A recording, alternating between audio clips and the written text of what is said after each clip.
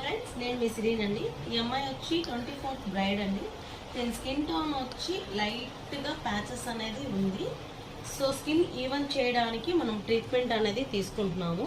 చూడండి, చిన్ కింద అప్పర్ లిప్ ప్యాచ్ ఉంది, తన చీక్స్ ఒక టోన్ ఉంది, ఫోర్ హెడ్ ఒక టోన్ ఉంది, అప్పర్ లిప్ లోయర్ లిప్ ఒక టోన్ ఉంది. సో ఈవెన్ స్కిన్ కోసం బ్రైడ్కి నేను హైడ్రా అని చేసుకునేసి తర్వాత మేకప్ అనేది చేస్తామండి. సిరి దగ్గర స్పెషల్ అదే.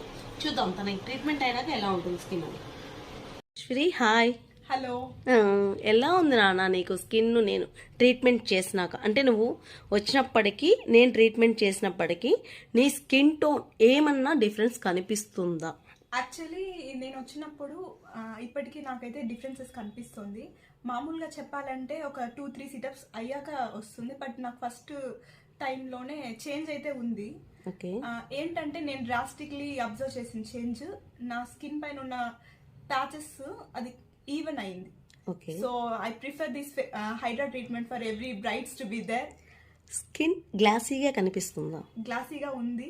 నెక్స్ట్ హైడ్రేటింగ్ ఫీల్ కూడా వచ్చింది స్కిన్ లో. అంటే ఇంతకు ముందు డ్రైనెస్ ఉండింది, సో ఇప్పుడు మాయిశ్చరైజ్ లెవెల్ కనిపిస్తుంది, గ్లాసీగా హైడ్రేటింగ్ ఫీల్ కనిపిస్తుంది. సో ఈ ట్రీట్మెంట్స్ అందరూ చేసుకోవచ్చా? Satisfied. Thank you so much. ఈ ట్రీట్మెంట్ బ్రైడ్స్ తీసుకోవచ్చు అంటావా? కంపల్సరీ తీసుకోవచ్చు.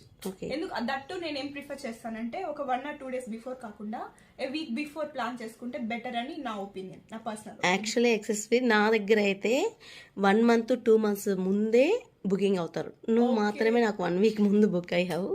సో 2 sittings-కి ఇంకా బ్రైట్ వచ్చిండదు, కానీ మనం 1 sitting-లోనే మ్యాక్సిమం ట్రై చేసాము.